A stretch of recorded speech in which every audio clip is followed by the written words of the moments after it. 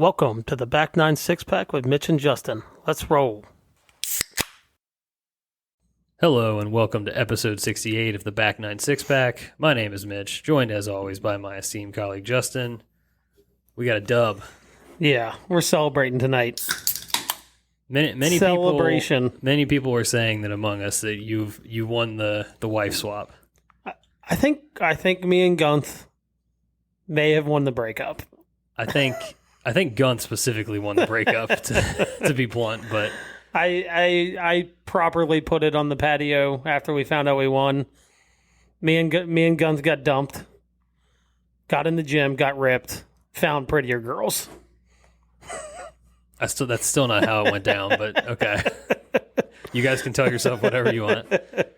But in all seriousness, though, a fantastic win. I mean, we had a front row seat to you winning the McGonagle again for me personally. But I'm going to tell you this.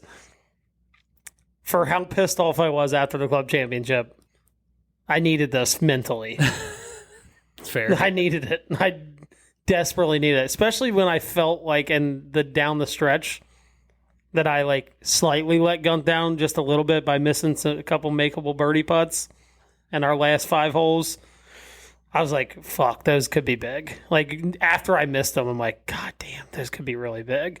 Turned out not, but yeah, we'll get into that real quick. But first, I gotta say, if you're here, please make sure you're subscribed. Give us a rating, review of the show.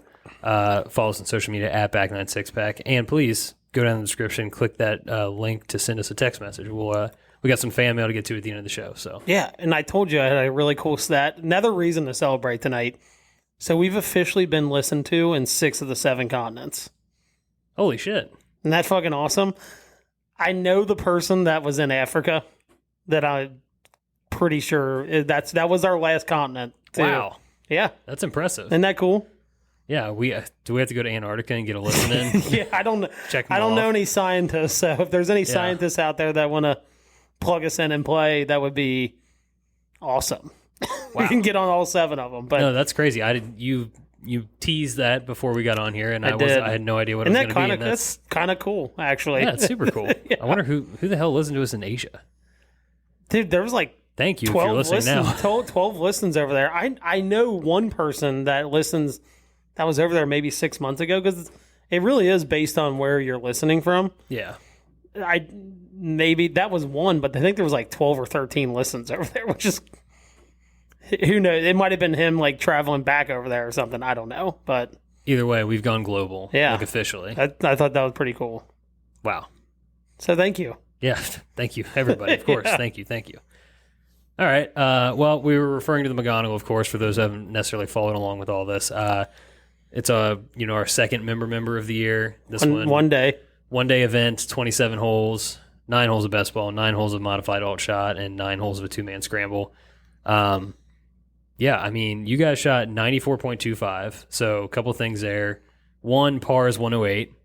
All 3 sides are 36 holes, or 36 par. And 2, there are adjustments based on handicap, so your combined team handicap, and then they, on the best ball, you just get strokes or whatever per, the appropriate holes.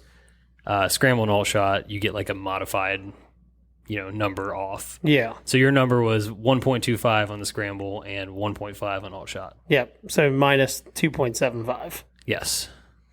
Yeah, is that right? Yeah. Yeah. Okay. Yeah. So us, we talked about before how we thought this would be the best handicap breakdown between the 4 of us that we were talking about. We were slightly lower.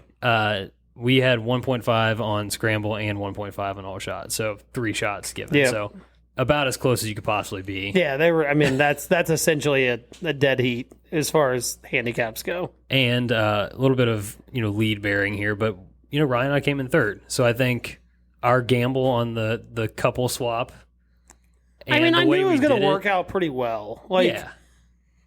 I was thinking about this, so I don't know if you paid attention to how me and Guenth interacted. To maybe learn something, maybe he reacts differently to something that you maybe don't do.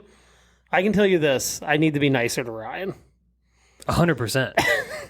I feel like he received that a little better than maybe some of the anger that I threw his way. I've always done it though, but maybe like mixed in with tough love, it needs to be, I don't know, like you need some actual empathy love and love, not just the tough. Yeah.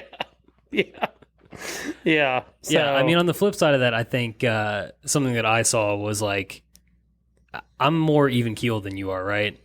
So when you and Guenth did something awesome or whatever, like we got loud. the highs were, yes, you were louder. The highs were high. And I think he does feed off a little bit of that, just like the juice, right? He does. Yes, 100%. I bring a little less juice. I'm more, I don't know what the right word is, but. See, but that's the other thing. Like, Ryan does not feed off of that very well. No, Ryan. Like, I'll get back in the cart, and I get back in the Stampede, and it's like, fucking go. It's like, fist bump. That's it. I don't get it. Like, no emotion, hardly any emotion. Now, like when we did something good, me and Guenth get back in the cart, like start shaking the steering wheel, like, it's like let's fucking go, like both going at it, you know. I would say I'm a little more measured, just generally, and then also Ryan's just kind of like quiet for the most part. Yeah. So I don't know. But it was, even like we can get into more of like how we overall played and everything, but like even when things weren't going great, it was our cart was like always pretty steady. Yeah. I will tell you this. Our highs were very high, but we never really got super low. Now, we did play well. We didn't have a lot of lows. You didn't have really. very much reason. The lowest we got was probably hole 2 when I shanked the chip. And we can get into that here in a second. Okay. It was just like, holy shit. Damn, what the fuck was that? Yeah. Okay, well, let's go there. So we started on best ball. The 6th hole over there, which is the hardest hole on that side. What we both made, or you made an awesome birdie. Yeah, I pulled my drive a little bit, but I had a wide open shot. Yeah, we were all about getting like 20 feet-ish. Drained it. You made that, and I was like, all right, here we go. It's going to be one of those days. We did our 4 for 3. It's all we need to do, but, It was wild. I made that putt, and I looked at Guenth. I was like, the hole looks like a basketball hoop right now. Now, I didn't make everything, but, like, there were not a lot of putts that I should have made that I didn't make. No, you guys putted well. Yeah. And, of course, it was, like, the couple times that you missed, like, of course, Guenth, Yeah. Or, like, I mean, we'll get ahead. Yeah. But, so we started out hot. Yeah, within our group, we started out hot. Both like, won the under. first 4 holes, like, we made a couple net birdies there. You made a net eagle. 4. I made a net eagle and a par 5. I mean, really, the only thing that went wrong in both of our first, I'd even say like 8 holes, was my your shank chip. So our second hole, dude, you were in like the position to miss on that hole. Yeah, we were all kind totally of fine there. with it. Yeah, and just out of nowhere, it went directly sideways. It did catch the green though. Yeah, it did. I don't know how, but it caught the green. I will admit, like, I chose to putt partially because of what I had just witnessed. Dude. And I blasted the putt to the other side of the You're bridge. telling me I thought about putting the rest of the day. Like, that is... and then I had a wedge on the next hole, and I was like, God dang, dude, this is in my head. You hit a really good shot there, too. I did, but I was like, it was in my head a little bit. I was like... I knew if I could get past, like, the next wedge, we'd be fine. But that was terrifying on the next hole. Yeah. So we played 4 holes of best ball. Then you got to flip to modified alt shot, which is on its own a little bit of a. That's probably the biggest like mind game of the 3. To me, it's, and I told Guenth this. I said, your first 5 holes, especially the side we're playing, it's all about getting through with pars. Like, figure a way to make it through those holes with pars. If you're over par and alternate shot, you're out. If you're even or better, you're in. Like, you're in the running. Going into the scramble, you're in the running. Or, however you... It just, in general, if you shoot even or better with your adjustment on alternate shot, you're going to be in it. Correct. And you guys were, what, 1 over through the first 5? Yes. Yep. And we were 2 over. Probably you bogeyed 2 and 2 and 5. 2, Ryan hit his out of play left. Ergo, I sent mine way right into the trees, and we didn't get up and down. I hit a really shitty chip on that hole. Mainly was my fault, more than anything. And we both bogeyed 5. Yep. Ryan topped his hybrid or whatever, because he was super in between clubs. Like his highest iron wasn't going to get there, and his hybrid was too much. So when he's trying to take some off a hybrid and just is it like too much so like it's going to be past the pin, or is it going to be over the green? Because to me, and I've had this discussion with him multiple times, past the pin on a front pin is a lot different than being over the green, and I truly don't think he can hit that club over the green. So he didn't talk to me about that till after. A little bit of a partner, maybe just like some haven't played much together, didn't know to like maybe call or talk to him about that, and then I roped the 6-iron left. It was findable and we were good. We just missed the putt. Ryan hit a good flop shot, and then you guys had a similar length putt. Yeah, and I hit that was probably my worst putt of the day. Yeah. Really, really, really bad. That one got my club throw in there. You did. I threw my putter about 40 yards over by the cart path. See, I thought that moment was lower than the chip, or the shank chip, because the shank chip was like almost so unbelievable. It just was like, dude, if I had seen someone hit the shot I hit, I probably would have flinched. like I like didn't a gunshot or something. It truly spooked me. But that might have been lower. But I think the bogey there, and we made a bogey too. It was like, candidly, in our cart, like we walked back and sat down. I was like, dude, if we made that putt, that would have been such like a reversal on them, because like you guys were just playing well and we're like trying to keep pace with you. Yeah. And I was like, man, if they bogey there, and you guys felt like you were scrambling a little more in the alternate shot than we were. Yeah. I mean, other than 4 for us, like everything was pretty solid leading up to hole 5. I mean, it was green, 2-putt, green, 2-putt. Yeah. So we were scrambling for sure. Same thing on 6. Ryan hits a putt or a drive left. I go right.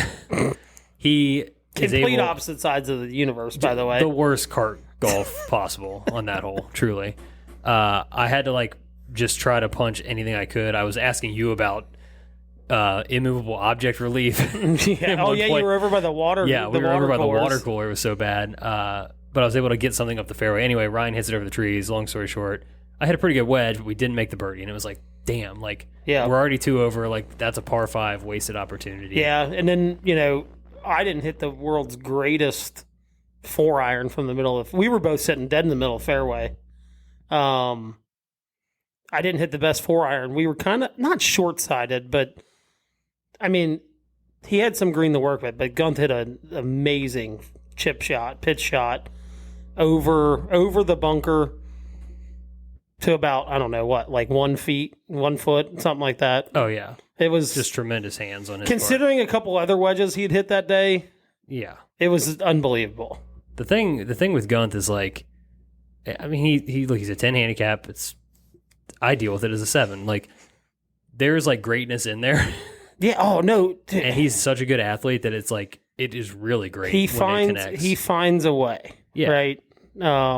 But like, there's potential of that could have been a shank chip, or or just like leave it in the green, yeah, or just chunk it into the bunker or something like that. You know what I mean? So, I mean, given the chip shot I'd hit that day, I was frankly kind of terrified for that shot, not just because it's him, just like I would have been scared to hit that shot after shanking a chip shot. So, and then there's potential of what happens when that is short in the bunker, or now you're starting like, instead of birdie, you're talking about bogey or double. Like things can just go sideways pretty quick. But we birdie, so we get back to even. You guys are still 2 over. Yep.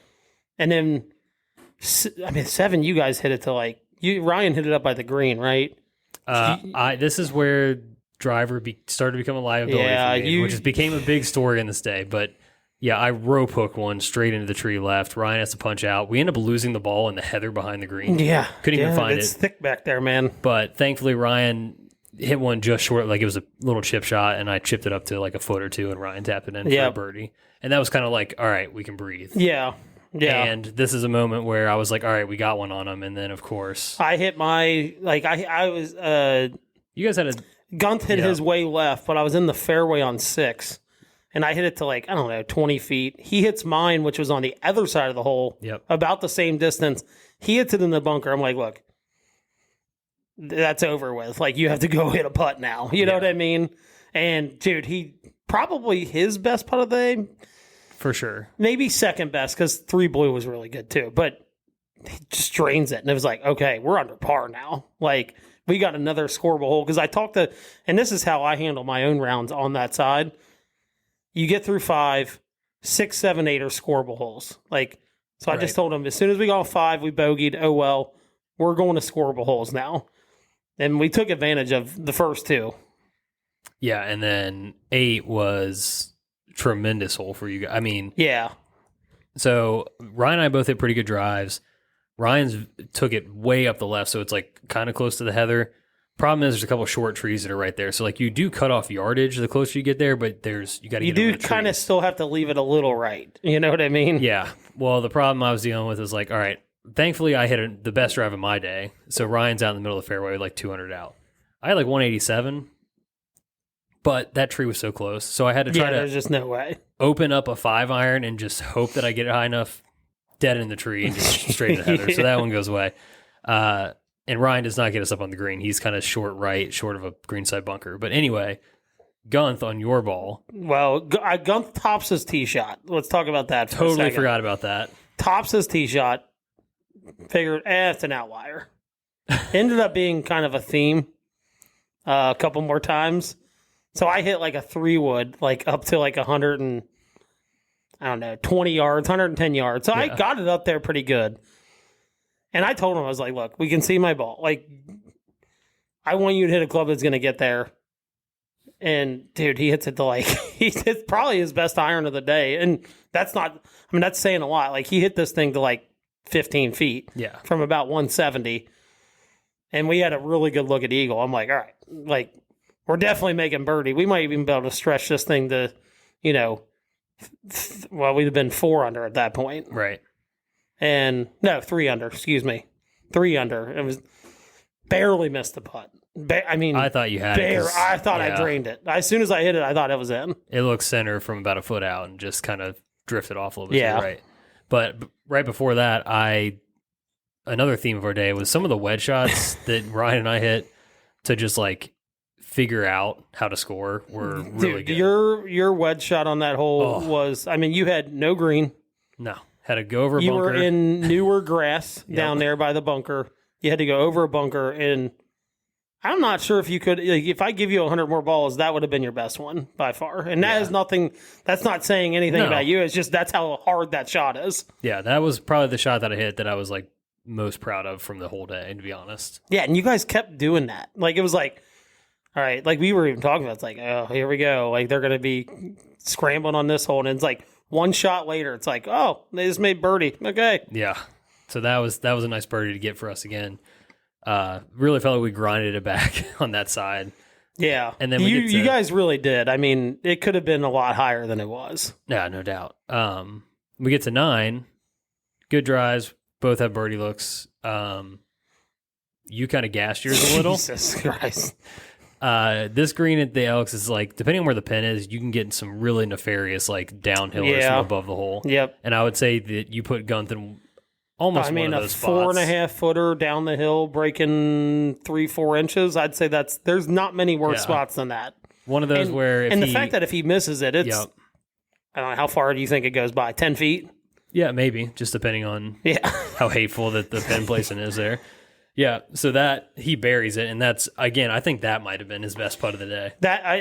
I was going to say there's 3 of them I can remember. That's one of them for sure. I think they're all pretty close in the top 3. For sure. Depending on how you want to put them. But that one from like a momentum perspective. It was like, oh shit, we just shot 2 under, gross, an alternate shot, It's like we're in this thing. Yeah, Ryan. So and then Ryan, like I had a pretty good wedge in there, and it was like probably 6 to 8 feet somewhere in there. Just doesn't turn as much as he thought. Just right there on the edge, so we don't get it. That would have been a big bonus to get that one. And then really, so we shot 34.5 with the adjustment. You guys shot 32.5 with the adjustment. Yep. If we would have got one extra, that would have been really feeling like we stole something from that side. So again, kind of the theme of our day was like, you like to sit after a golf round and be like, oh, if we had that there and that there. But like, honestly, I think you guys got the almost the most out of the way that we played. Yeah. Is how there might have been 1-ish, maybe 2 out there. I think there was 2 we could look at and be like, okay, but even that wouldn't get us. Like him, we'll get to it on the blue, but he had one on the blue that was like instantly the first thing. Like it wouldn't have changed. Like you still would have came in third if he makes that putt. Yeah. But it's kind of like, damn, dude. Like, but there was like 2. Like, you guys squeezed the absolute most out of your round. Oh, yeah, for sure. So we flip over to scramble from there. The most fun part of the day, probably. The highest of highs on it this side. truly was. Like you guys come out, Guenth almost makes a birdie. Then you've seen the line and you just put it right in the center of the cup. And that might have been the loudest we got all day. Yeah. And then I knew what the putt was doing. Ryan just missed it a little bit. I get up there and make ours from like 12 feet or whatever. So we're like, all right, boom, 2 birdies. Next hole, par 5. We're scrambling our asses off, of course. You guys hit the green in 2. You guys were fantastic on the par 5s, by the way. We were so good. And I hit 3 of the 4 and 2, and we're greenside chipping. And we got to the second one on the scramble, and I looked at Guenth and I said, we're playing the par 5s really well. And he's like, wow, we got one more. I'm like, I know we have one more left. Yeah.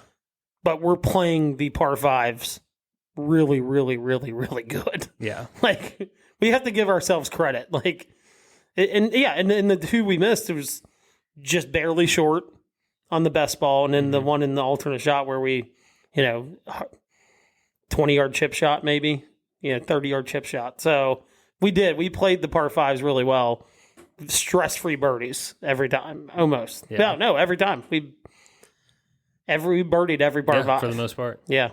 So you guys 2-putt birdie. Ryan makes like a 15-footer after I miss the green right, and then he kind of flares one right, but gets a mega bounce left off the side hill. That's the hole. If someone was like, hey, how did they play? I'm like, let me give you a snapshot in one hole. I'd show them how you guys made birdie on that. Like, that is exactly what I mean by, like, you squeezed every ounce of juice out of your round, pretty much. Because that looked like bogey the whole time, and then you guys made 4. This is a good way to describe. There's another.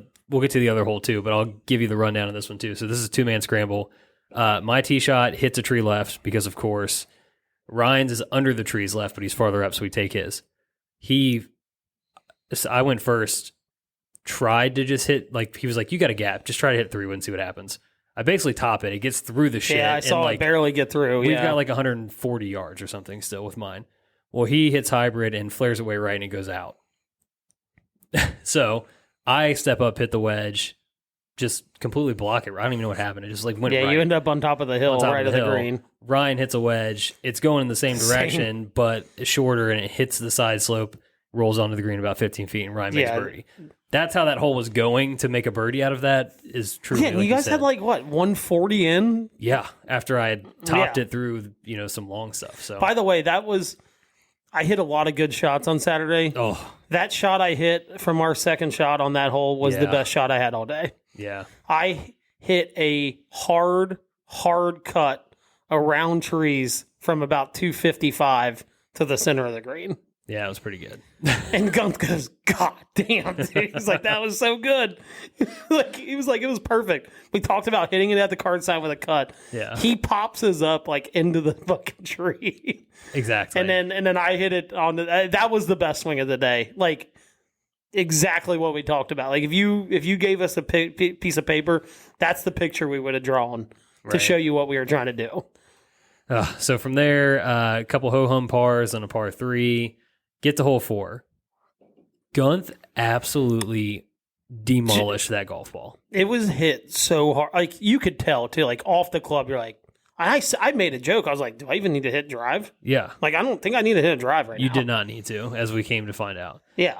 And I go, and we were driving up. I was like, dude, I think you're going to be on the top of the hill. He's like, no way. And I'm like, I think you're going to be on top of the hill. Good God. So anyway, that happens. But so Ryan hits his right, and their out of bounds comes in quick. But there is a tree that you can sometimes catch, and you'll funnel up to the right there. I was just outside of the hazard because I snapped one again.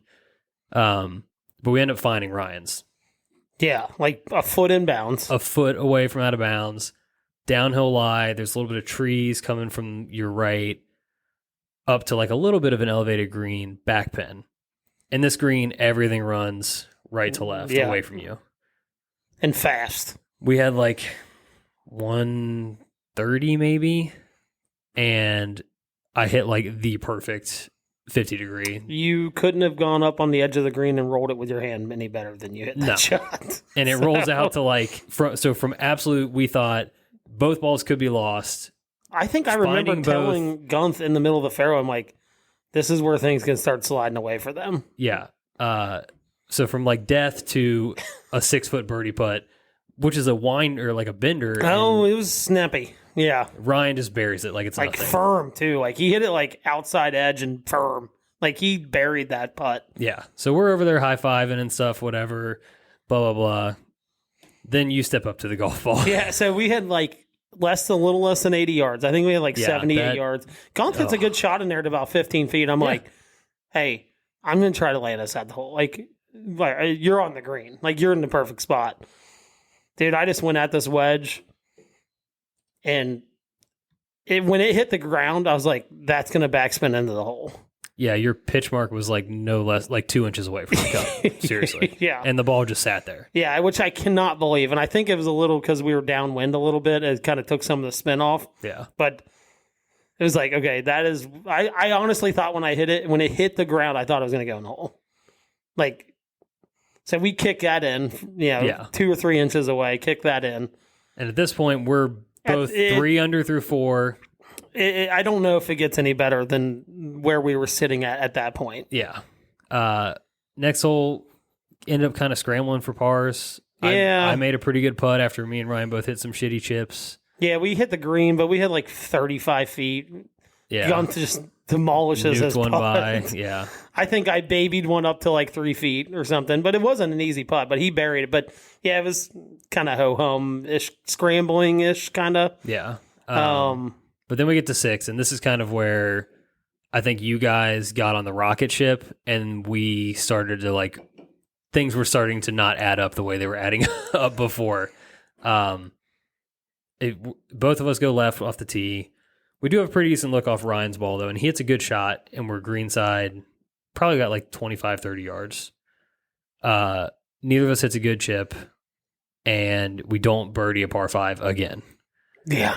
And on what should be like, dude, we have 2 looks at like essentially a chip shot. Someone needs to hit that within like at least 5 feet, and we had like a 10-footer for birdie, and neither of us made it. Yep. Versus you guys, you send one up onto the... Yeah, Guenth popped another tee shot. He did. Was not happy about that. And I thought about going back and getting like a 3-wood or 2-iron just to get us down in the fairway. And it's like, dude, we're here to make birdies. And this is going to be the best way to make a birdie. You did the helicopter finish cut, and it was perfect. Yeah. And then we get up there. He kind of doesn't hit a great shot. I hit a 2-iron to like the front edge.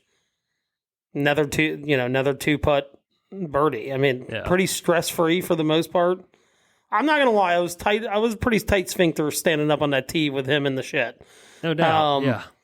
Well, it was Ryan's like, hey, you go hit first, and then I'll figure it out. After Guenth tops it, he waves me off. He's like, no, I'll go ahead and hit. So I'm like, all right. Thankfully, we were both in play, but it was kind of just like the strategy reversal there. And we get to 7. This is where I just was like... My wheels definitely started off. coming off at this point. That was the worst drive I hit all day among many bad drives. It was not good. This thing maybe didn't get like 20 feet off the ground. Not far off the ground. Just truly the definition of a Waffle House ball. It was way left. Yeah, like left enough that I had to wait for a group on a par 3 to all hit before I could go get my ball. Your ball. Yeah. So that's going on. Ryan's got us in the fairway, but he also like basically topped it somehow. A lot of top drives that happened out there for some reason. Yeah, there was. So we had a long way in, and I pull it left into the shit. Ryan hits his long left, and we end up making a pretty miraculous up and down for par.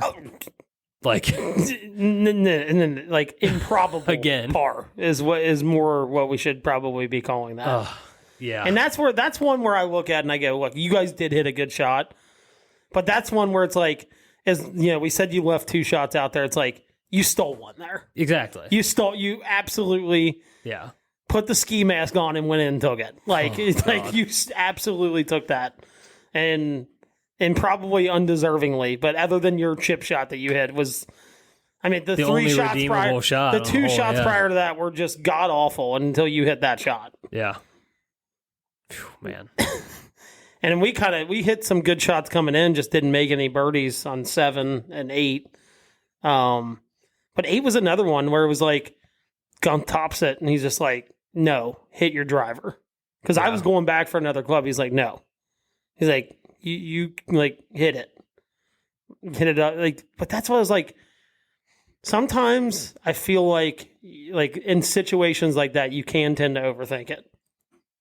Yeah, sure. Like, you committed to something, and now because he topped it, you're not going to do that? Like, you've committed to hitting this swing. You've been thinking about it for 2 or 3 minutes now. Like, hit it, And that's where he came in handy, because if he didn't say that, I was going back and getting a 5-iron, just going to hit it down the fairway. Yeah, and that's the difference between you and I, or us that day, was I tried to hit the safe shot, hit the iron out there, and I hit it right into the hazard. And instead of hitting driver like we were trying to get free Ryan up to do, he went back and got a hybrid or whatever, and also did not hit a good shot. I mean, it got to the fairway, but it was basically another top. Yeah, it was low. It was really low. Yep. So we don't get on the green.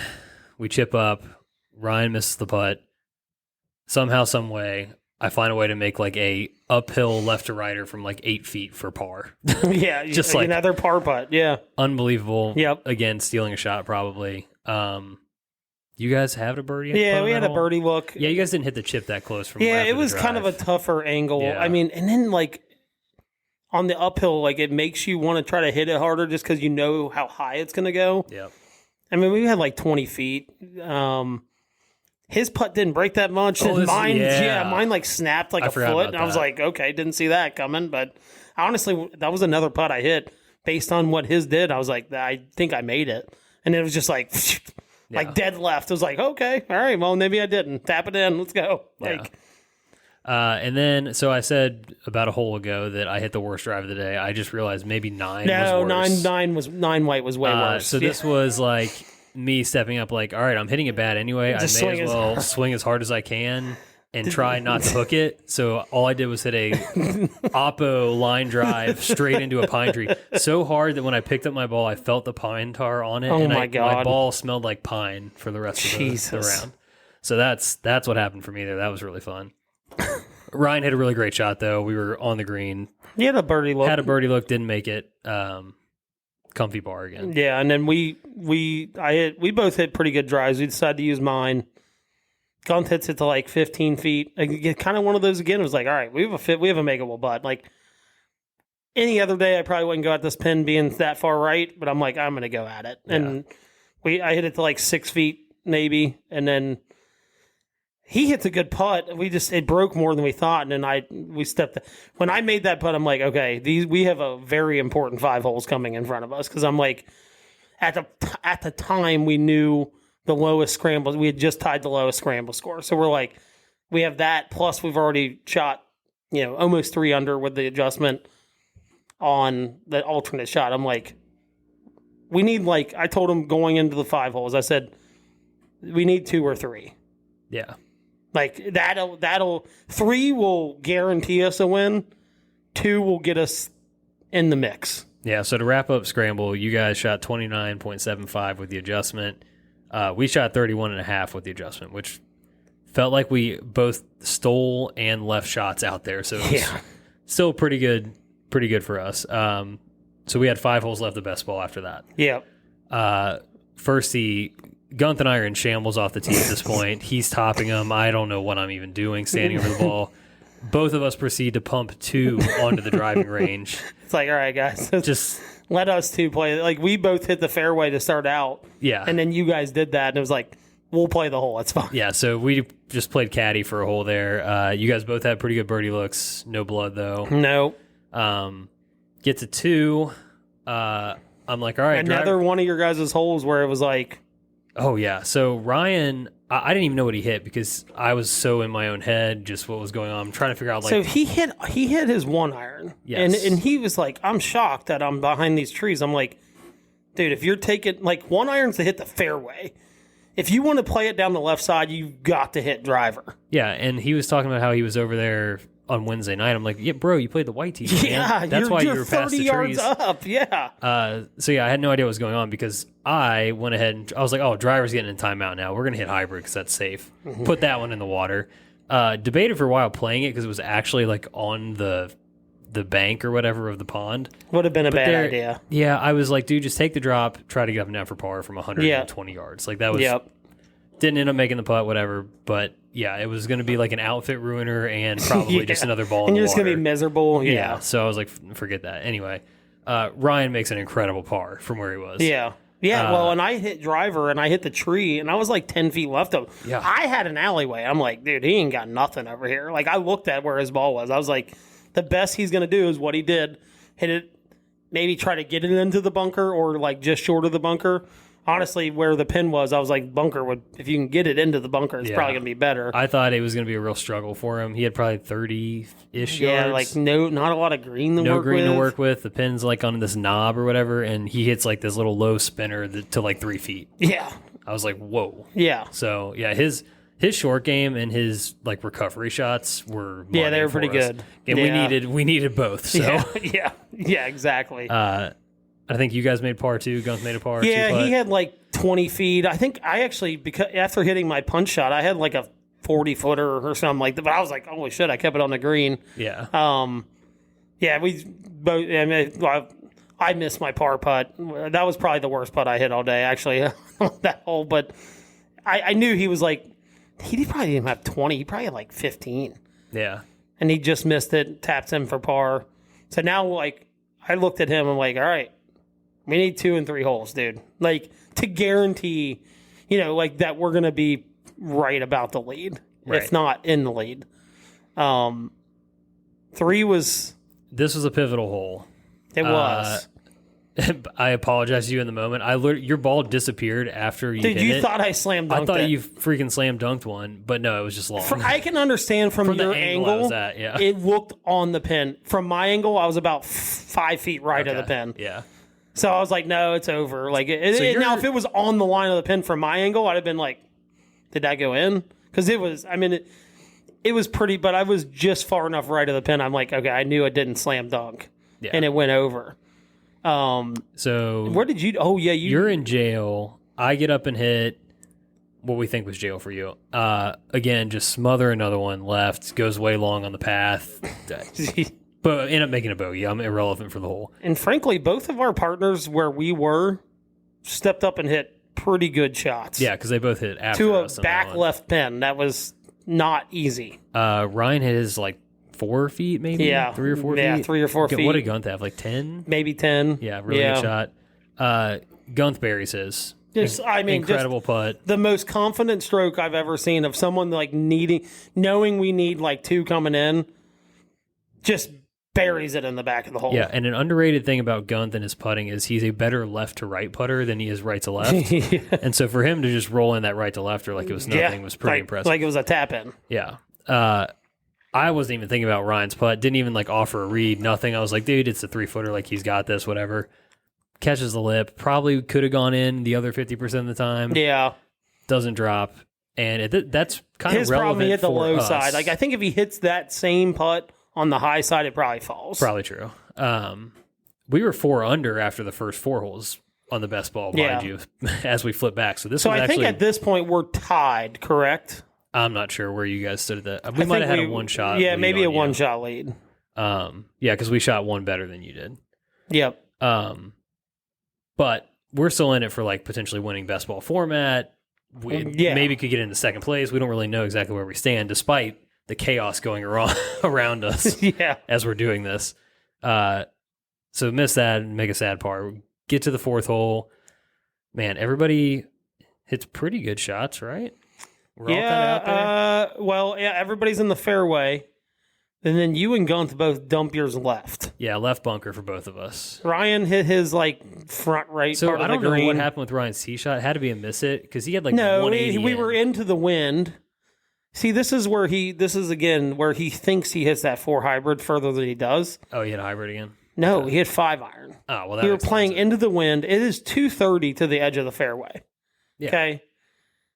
He's not hitting 4 hybrid into the wind further than maybe 220. Like, I can tell you this. I usually hit 4 iron in that hole. I hit 2 iron. And I hit pretty good, and I was at the end of the fairway. like essentially almost at the very end of the fairway. Yeah, something we didn't explain about this, by the way, is Guenth and I were playing from the white tees. You guys were playing from the blues. They have a rule, if you're 6.7 or higher, you play from the white. So that was a little bit of a wrinkle within all this as well. Yeah, and so Ryan actually hits a pretty good shot. He had like 185 still to go. He hits a pretty good shot. You guys are both in the left bunker. Guenth's call fuxes over the green. He's in his pocket again. I made it just kind of a sloppy bogey. I hit a pretty good bunker shot, but that pin was in a devilish spot. Did not realize how fast it was, so I hit the putt way by. So yeah, and I hit it to like 8 feet. Like Ryan hits his up 2 putts. I hit mine to 8 feet. Misread. And that's where I was like, fuck, dude. Like, this is where we have a par 5 coming up. Yeah. I'm like, we could definitely get the last 3 here. I miss it. So now, to me, when we got on the tee box, I'm like, this is a must birdie. Like, he's getting a shot. Guenth is getting a shot. Yep. But this is a must birdie at the very minimum. Right. And then, what did you guys do off the tee? I think Ryan went just over the bunker. I don't think he hit it very good. He did not hit it very good. A little bit of a miss hit. I think he skied it a little, so it carried the bunker left, but not very long. Again, I still have the lefts, just nuke one, low left, but it gets past where Ryan was. Again, I was playing a tee up, though, so, whatever. We hit a similar drive, basically. Yep. Guenth hits before me. Yes, and I didn't even see it. I was, like, getting my club out of my bag, and all of a sudden I just hear him. And he's getting a shot. Pissed. And he tops it to the left towards the hazard. Yep. We assume it's gone at this point. Yeah.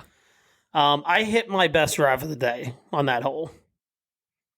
Oh, I totally forgot about that. I think it was wind aided, but I did the math on it. I hit it 340. Yeah, I don't even care about the wind. That thing was I pumped it. Like pissed on. Yeah, I pumped it pretty hard. And so we find his ball in the hazard. He like hits out, kind of hits it up the hole. I think he had a par. He did have a par luck actually. Now that I think about it, because he hit it up past. Yeah, he kind of maybe didn't, but he hit it close to a shank through the trees. Oh no! He hit that good. Sorry. Oh, okay. I said be aggressive. You're getting a shot. Like we want something up by the green.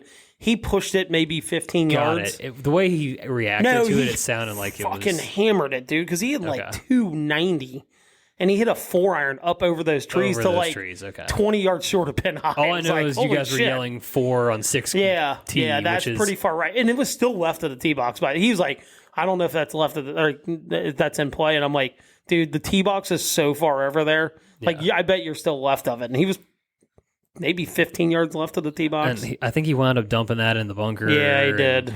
Yeah. Hit it on, didn't make the, whatever. Long story short, disappointing stroke hole for him on a par 5. Yeah. Yeah. And I think he may have, knowing that we needed one, I think he might have put a little too much pressure on himself. Right. Like, instead of just playing the hole. You know what I mean? Yeah, no doubt. I had a birdie putt, didn't make it. Par. Ryan played the hole pretty well from where he was. Yeah, he did, actually. Yeah, hit a really nice chip shot after the second shot in front of the bunker and made a birdie. So Yeah. So you guys did finally birdie par 5. Yeah. Well, we did an 8 red and all shot that's too, right. but it fell and 2 white. We got 4 of the 6, but the 2 we didn't felt like bogeys. Really, like wasted opportunities. Yep. So and then I hit the green in 2 putt. Well, 2 that putt that I hit, that last putt. Yeah, I actually hit a good putt. I didn't feel bad about how I hit the putt. Dude, it broke. Like, I know, it kind of broke. You were up before I was, and I was like, how did it even go that way? Yeah, dude, it broke. Like, it lipped in. Like, let's just call it. Like, it did not hit the center of the hole. It lipped in. And I was like, okay, I told guys, like, look, 94.25. I said, let's see where it stands. Like, it might not be enough. The last 2 years, it wouldn't have been enough. Like, 93, 92 won it the last couple years. So you shoot 32 in best ball. We shot 31. Come to find out, 30 did win, but we would have lost the scorecard playoff, so it wouldn't have mattered in terms of like the 3 different format wins. Like I said, total of 97 for us, 3rd place. Your 94.25 stood, and you won by what? 1.25 or something? 1.25. The next closest was 95.5. Yeah, 95 and a half. So, yeah. And then honestly, like you just said, the scores were a little bit higher than normal. I feel like we've had some groups just go out and go mega low on us. So, yeah, it felt good to like. It's tough when you're playing in the group with like the team that ends up winning, right? You feel like you're constantly behind if you're not keeping pace. Yeah. So like for Ryan and I was like, God, dude, like if we had the feeling of like, all right, if we're staying in touch with them or if we can get past them, I feel like we're in a good spot. Well, I can tell you, like after when we got to like 4 white, I said, whoever wins this group, in my head, I'm like, whoever wins this group is winning it. Like that's truly how I felt. As long as we kept a decent pace, I felt that's kind of how I felt. And that's kind of what we kept talking to. We're like, dude, I know like things aren't, we're scoring. We're not hitting it good, but we're scoring. And like if we just could have kept that down a little bit more, I think we would have definitely had a chance too. Yeah. So yeah, I don't know. It was just an absolute blast. Fun, like, honestly, fun tournament. That's always a fun tournament. Yeah, and then standing around waiting for the scores to come in, people, lots of sandbagger allegations against Guenth. And we had to expose him a little bit. He shot 46 in best ball. Exactly. But he had a gross birdie and a net birdie. Yeah. So, and that's sometimes all you need. Yeah. In a format like that. Yep. But yeah, I mean, I can't even remember who all like any other shout outs or people. I forget who played with who and where they ended up finishing. But no, our guy Poppy, they won the best ball. They shot 30 in the best ball, which is we were pretty shot off of freaking that. good. But yeah, that's definitely good for them. Someone beat us in an alternate shot. I think they shot like 31 or something like that. It was pretty good. Yeah, pretty good. I will say when you're standing there waiting for scores to come in and when it's the alt, you feel better when it's the alt shot scores that have to come in. Oh, 100%. Because if you're waiting on a scramble or a best ball, you're like, dude. It could be low. Yeah. Because you could do the math and be like, oh, if they come in with 29 and it's like you can definitely do that in scramble or best ball, yeah. Yeah, but just with the pops alternate shot, it's like, I don't think they're shooting 29. I think that's kind of what we rattled down to like the last group that was like, okay, they're the ones that maybe, and we figured out they need like 29 and a half or something on the alternate shot. It's like, okay, I feel pretty good. Yeah, I think we're okay. Yeah. Yeah.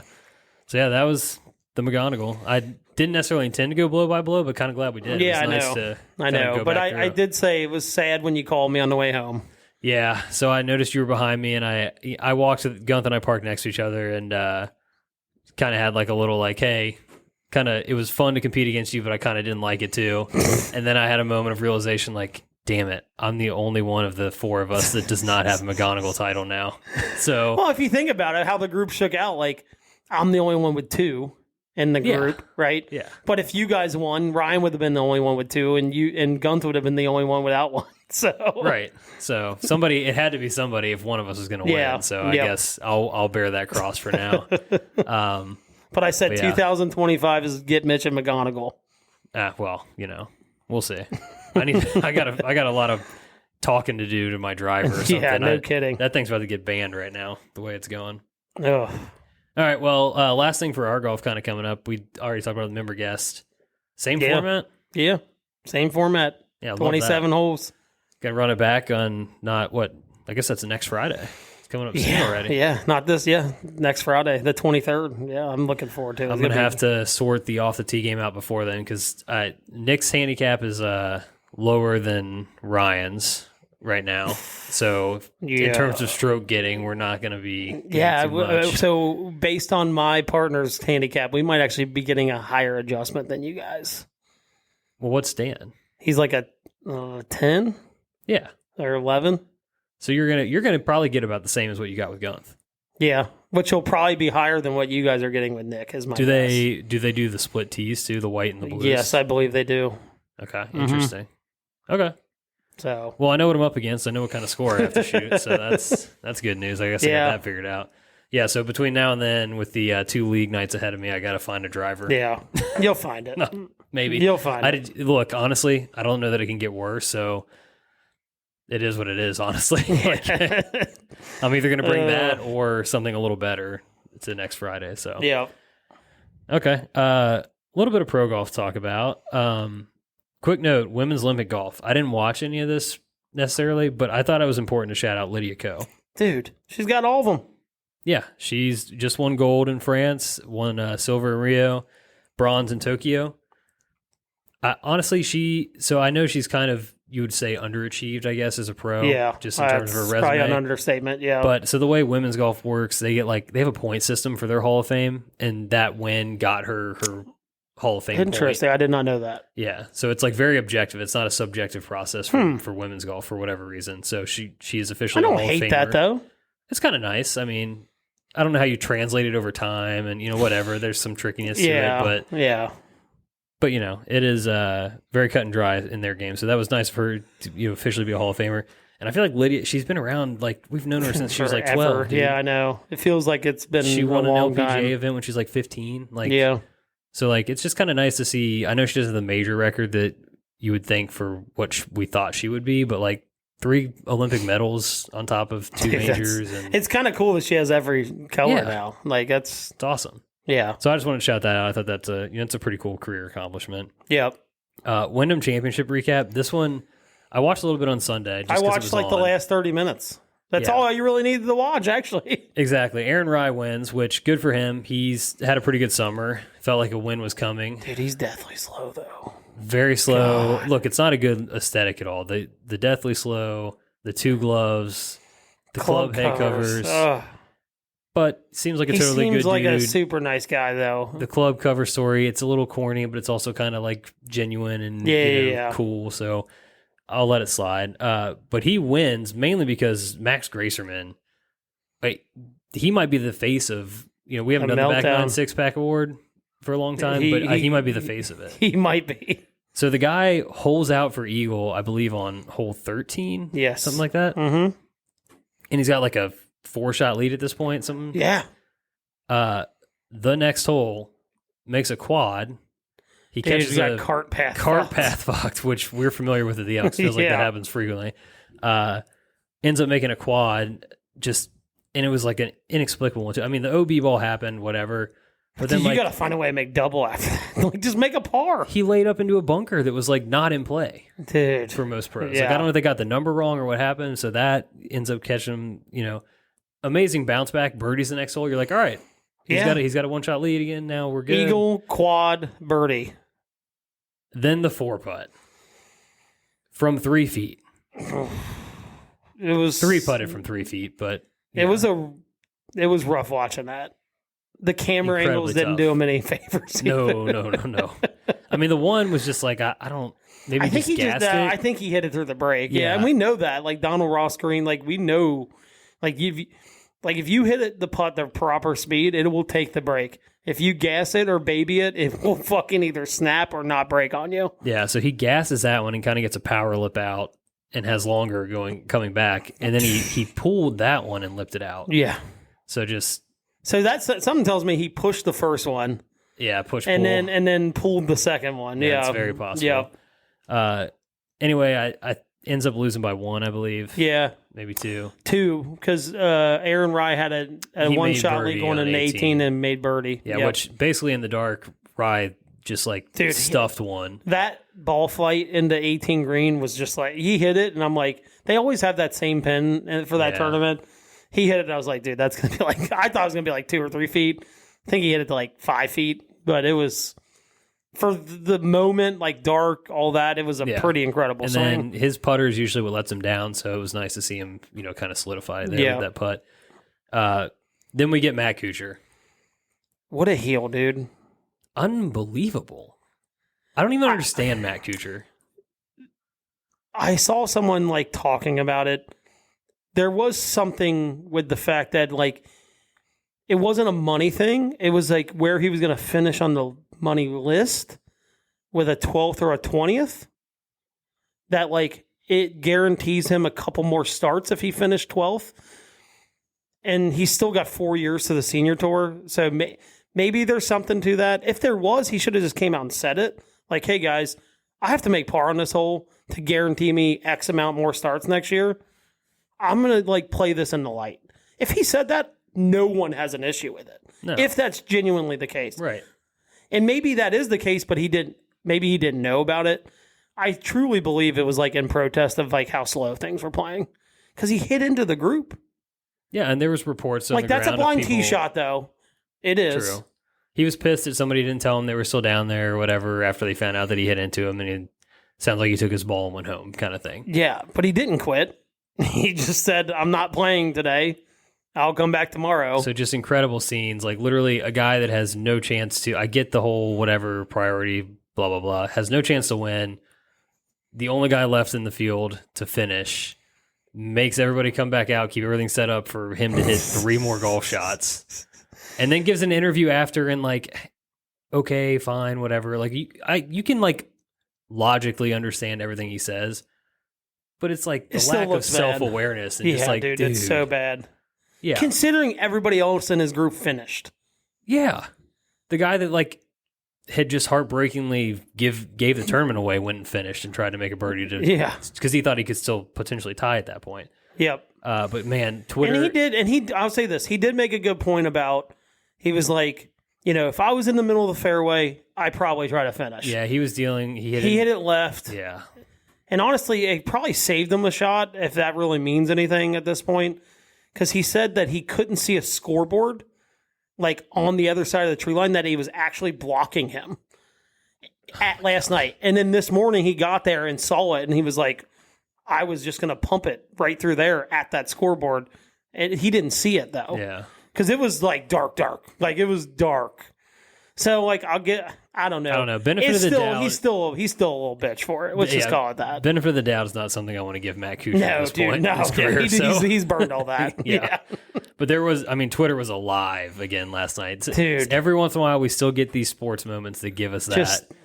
And the one that I thought was the funniest was the somebody posted a picture of Steph Curry doing the 90-90 at the Olympics and like put Cooch's name on it. And there's like people cheering, whatever, and it's like him telling Wyndham volunteers and tour staff like night. That one got me pretty good.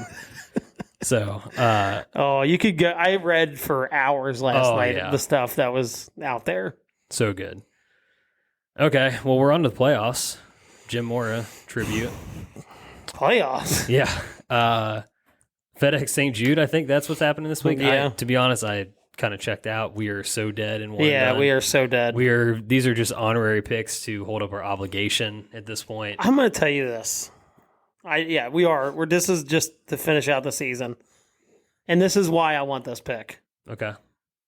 That was a villain plot line, like the creation of a villain. I think we take Max Greyserman this week. What? Yeah. Okay. He is in the field. He's definitely in the field. He made it into the top 70 or whatever it was. You've got me so shook right now. He's not a villain. He's dealing with you think Matt Kuchar created a villain redemption story? Yeah. Max he's Greyserman? dealing with the meltdown. He's got Matt Kuchar being a little bitch in the left tree line. Like I think we go him. Total redemption tour. You know what's bad is he's between Brendan Todd and Peter Malnati in the let's ride standings dude. Right now. That's where he Does is. It really matter? No course history, but hey, he's coming off of back-to-back second places. You know what? Does it really matter? Why not us? Fuck Why it, not let's Max go. Greyserman? It gives me something to cheer about. I honestly was like feeling really, really bad for him. So was I. With the Matt Kuchar stuff going on. I'm like, dude, he's trying to deal with this meltdown. You got Matt Kuchar just fucking around in the tree line, telling everybody he doesn't want to play the rest of the hole. Like, let's ride. Okay, so the next week we're taking Xander because we're not going to go through the season without we'll take Xander next week. Jesus Lord. All right, Max Greyserman, why not? Done. Why not? Okay, I think it's time. We're going to the patio. All right. Patio Beers. I feel like it's probably my turn to go first. I think every week we get to this point and you're like, I'm going to go first. Or, no, or you I go defer first. to you. I texted Nick before the show and I was like, this question is basically my total homage to you, purely because I know that I don't know if he's a fan of this movie so much as he's like a fan of just like all of the gifs and memes and everything around it. American Psycho.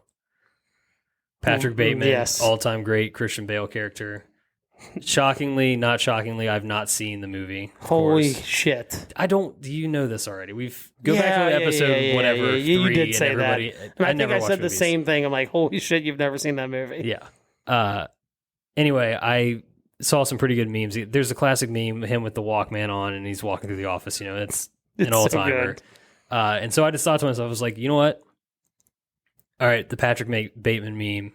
You got your Sony Walkman on. What song is playing in your headphones? Oh. Walking into the office, basically having "fuck you" written on your forehead.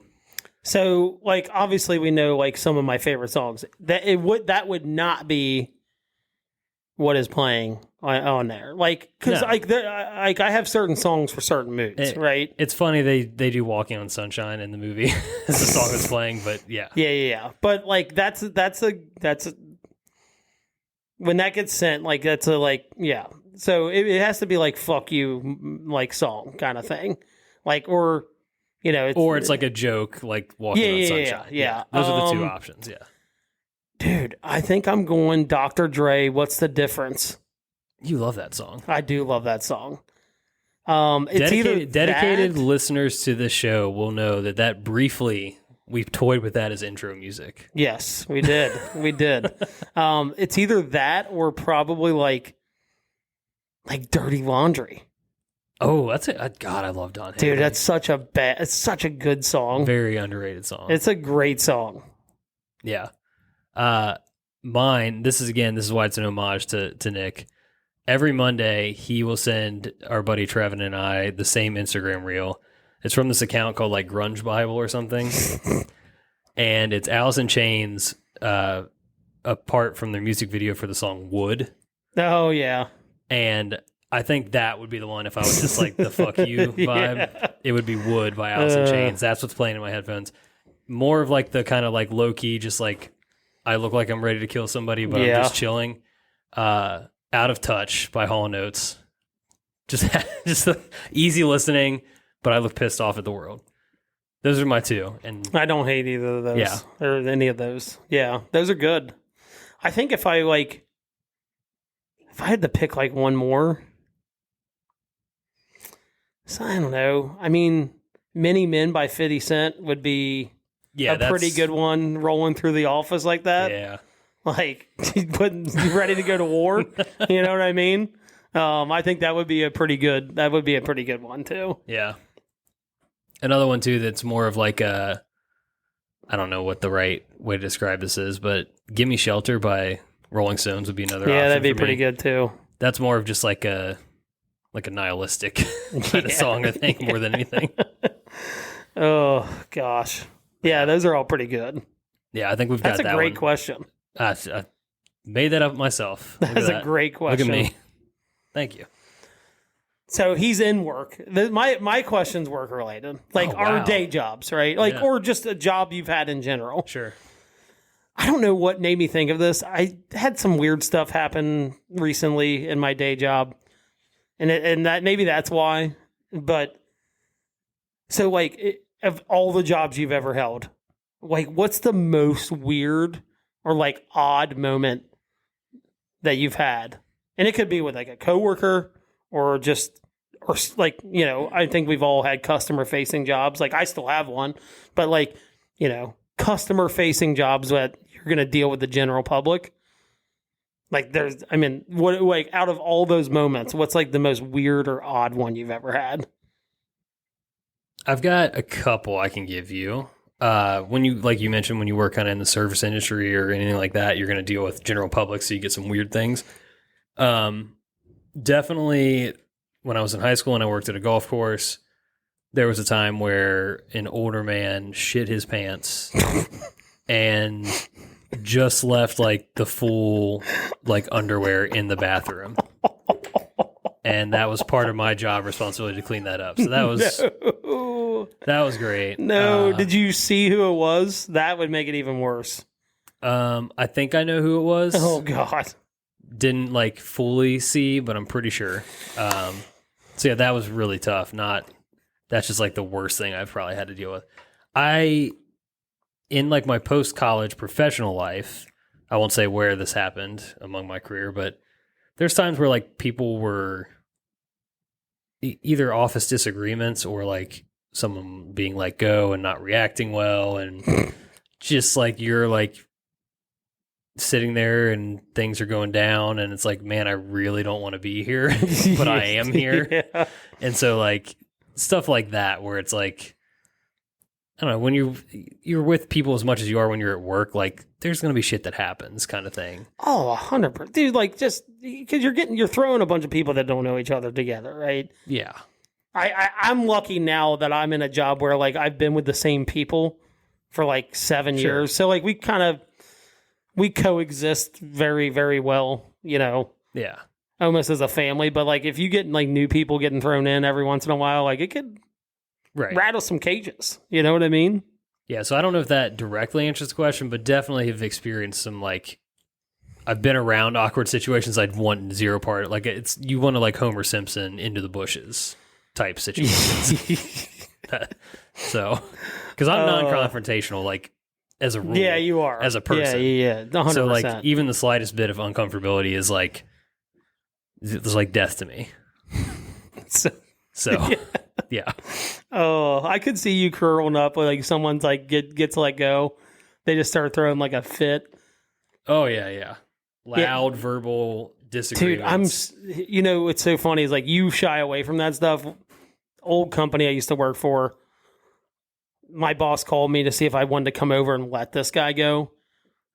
I said no. Like I didn't want to go.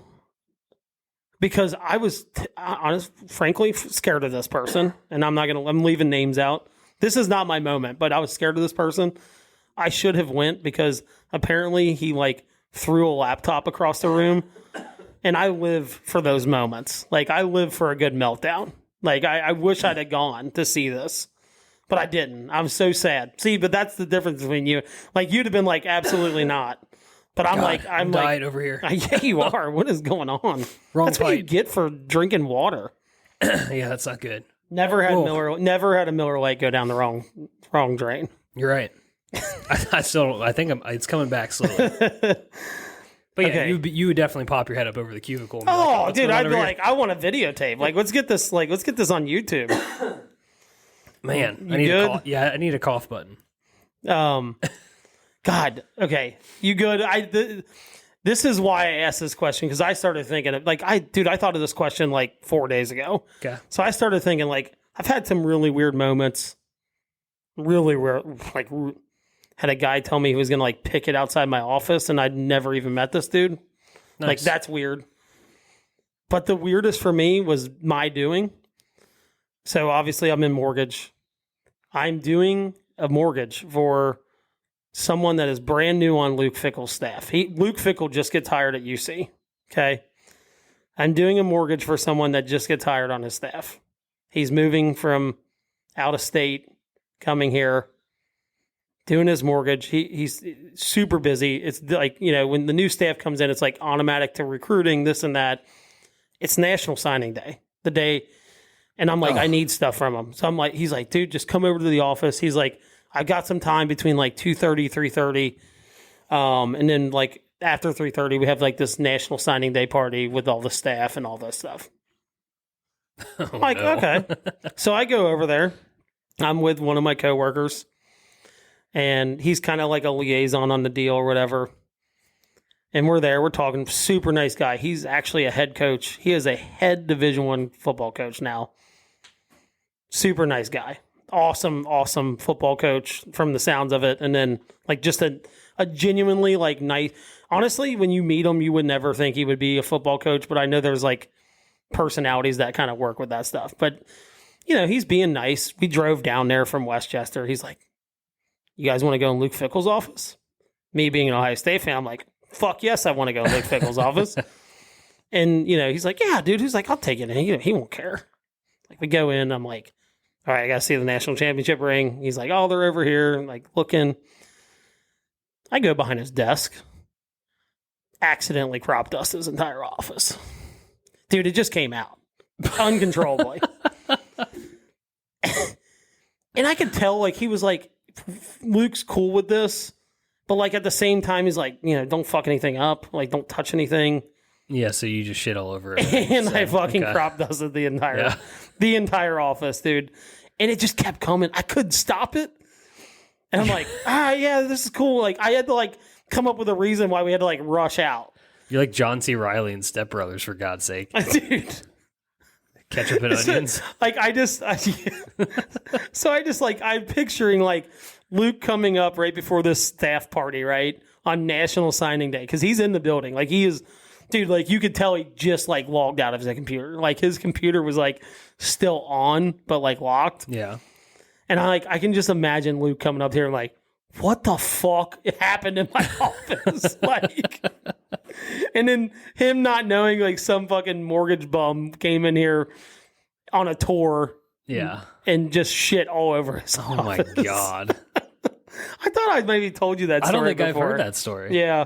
It was. I don't know if you even told Guenth that one, our biggest UC. Yeah, I don't know if I have.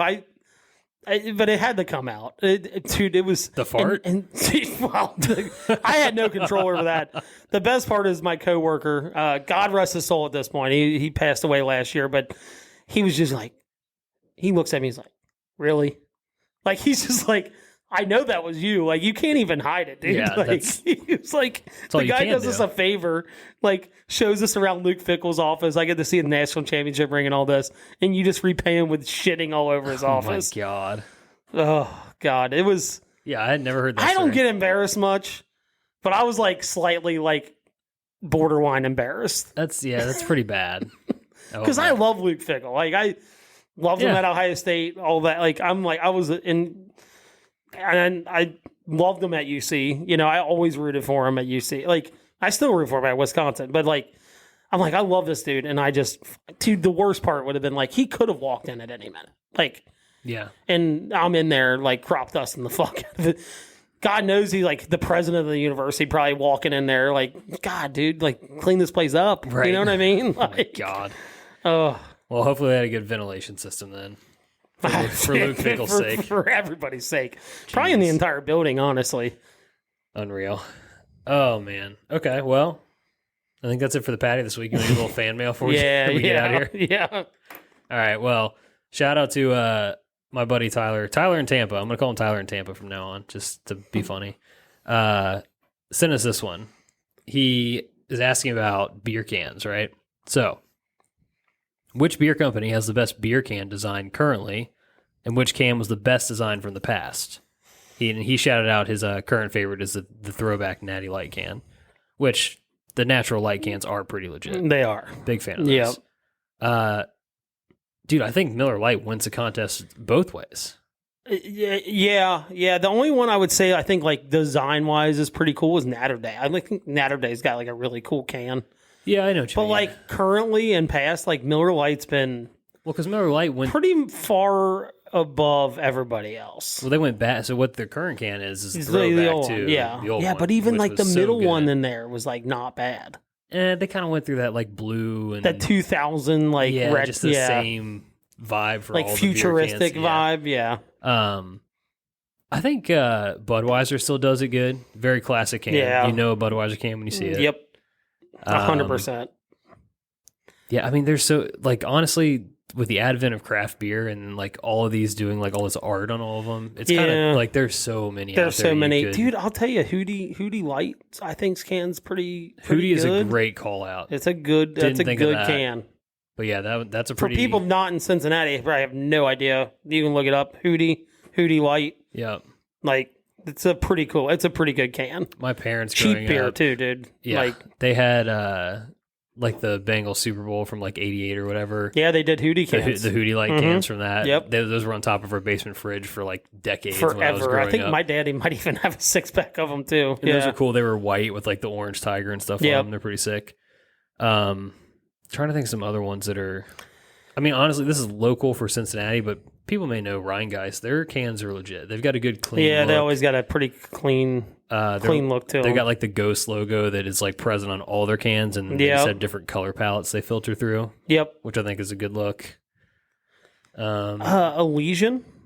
Have you ever had Elysian? Yeah, Elysian. That's they got cool... like the space-looking hops. Yeah. We're a big fan of hops on this show, so. Honestly, Summer Shandy, pretty good can. Summer Shandy's not bad. Lion and Kugel, just in general, I think they all have pretty good cans.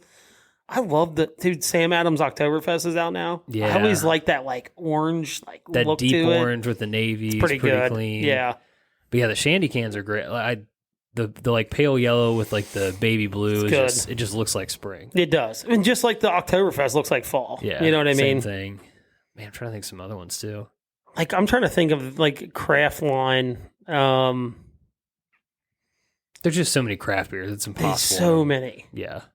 Dude, I always like High Noon cans. Like, I know that's not a beer, but like that powder blue, that's kind such a of simple one too. in yellow. It's like UCLA color. I hate UCLA, but the color combo is always pretty good. Yeah, but beer, like, there's so many of them. Hootie was like the first one, like, outside of the main brands that I went to. I've always loved the Hootie can. The Hootie Light can. I really think if I had it, like, if I'm down to it, like the current can, like, I think it's Miller Lite versus Bud. Yeah. In terms of, like, probably. They've got the best combo. Do you remember Red Dog? That Holy was a badass shit. fucking, dude, that fucking bulldog. Yeah. Fucking bite your hand off. Bites your soul out of your body, too, when you take a drink of that stuff. I forgot about this. Yeah. Dude, I just know because I had like an uncle down the street that always drank Red Dog. Yeah. Honestly, we're forgetting one. Miller High Life is classically good. High Life's Champagne got and beers. a pretty decent one, yeah. But do they even have that in cans? I always feel like it's bottles. Yeah, no, they have it in cans. Yeah. Mm-hmm. Okay. We have it at the course now, by the way. Of course we do. That's better than, well, I don't know. There's a lot of people that love Busch Light. I respect it. Dude, the Natty I think Ice, I'd take High Life Natty over Ice that. can's pretty good. You ever had Natty Ice? Unfortunately, yes. But yeah. Yeah. I think the Busch Gold Top can is better. It's just something about a gold top that attracts my attention. Yeah, you're right. Yeah. I don't know. But those are the ones that pop out to me, though. That's what stands out to me, too. There's tons of beers. Hootie was the first one. Like, they just got that old style look to it, kind of like the Miller High Life. Yeah. But the Red Dog is so, like, just, it's beyond trashy. I think, now that I'm thinking about this, too, but it's so good. My dad had an old, I think it was Schlitz, Schlitz. Schlitz, yeah. And they've got a cool, like, script. Yeah, they do. Font that's kind of diagonally cut that I look pretty good on a can too. If I can remember. Schlitz. I've seen actually that had for Schlitz. long time. Jungle Gyms down here, they had Schlitz for sale for like, it was like you get a 30-pack for like $9 or something like that. It's not good. No, but it's not good. The can's good, but can's good. All right. Well, that was good. So, hey, if you want to have your question read on the show, get a shout out, or if we didn't name any that you thought we should, send them in. Text us with whatever you got down in the show description. Just click that link, and it's real easy to. If we didn't get deep enough with Red Dog, I don't know. We might have. I'm sure we've missed someone. Somebody's going to stand for like hams or honestly, you know what? This before we get out of here, this would be an oversight. PBR cans are good. Yeah, PBR cans are good. We had a disastrous fantasy football league draft one time with PBR, and I don't think I've drank it since. But the can's good. Man, I think the last time I had PBR was in Put in Bay. One of the little dive bars has a little PBR and whiskey. That was, by the way, that was like 8 years ago, that fantasy draft. I have not had a PBR since. It's for the best, honestly. That keg PBR was the worst idea we've ever had. Speaking of, we got to figure out what we're doing. I need to send a text out. Yeah, it's officially fantasy football. Commission needs to. I'm derelict in my duties right now. Yeah, and I'm not pushing you by any means, and I'm the treasurer. So that's good. We'll get it out. Checks and balances we need. Yeah. All right. Well, I think that'll do it for this week. I mean, next week will be. I don't know what we're going to talk about, but we'll find something. Oh yeah. So until then, we'll talk about Max Greyserman winning the FedEx. Yeah, you know what? That's what's going to happen. He's going to win the FedEx St. Jude. We're going to be all primed for the member guest. Driver's going to be fixed. Everything's going to be great. Everything's going to line up perfectly. It's going to be our week finally. So until then, cheers. See ya. Thank you for listening to another episode of the Back 9 Six-Pack. Be sure to follow us on Instagram and Twitter at Back 9 Six-Pack for all your content needs. We'll see you guys next week. Cheers.